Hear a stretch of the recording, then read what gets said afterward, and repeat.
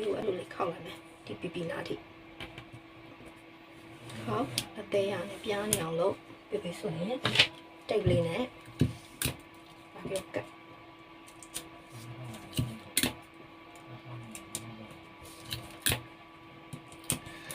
ပြီးဆိုရင်တစ်ချက်ပြန်ကြည့်မယ်တောက်ခောက်ပြီးဆိုရင်ဒီပီပီရဲ့ဒီနားလေးကတအားချွန်သွားတတ်တယ်ဒီမှာဆိုရင်ဒါမြင်ရရလားမသိဘူးဒီမှာဒီလိုချွန်နေဆိုတော့ဒီ note ထိတ်မှာပေါ့နော်ဒါလိုမျိုးချွန်နေတယ်ဆို note ထိတ်မှာလာပြီးတော့ဖောင်းနေတာတော့အဲ့မျိုး note ဒီဖောင်းနေတယ်လိုမျိုးဖြစ်တတ်တယ်ဆိုတော့ဒါလေးကိုဒီလို cup လေးနဲ့ပြန်ဝါရတယ်နော် cup လေးနဲ့ပြန်ဝါပြီးတော့အဲ့ဒါလေးကိုဖြတ်ထုတ်ပြရတယ်ဒီနားလေးကိုအရင်ကြီးအဲ့လိုမျိုးချွန်ချွန်ဖောင်းနေဆိုတော့ဝတ်တဲ့ချိန်ကျရင်လည်းကြီးစံထိတ်ဘူးလို့ဖြစ်နေတတ်တယ်နော်ဆိုတော့အဲ့လိုလေးခုဝိုက်လေးပေါ့နော်ဖြတ်ထုတ်ပြရမယ်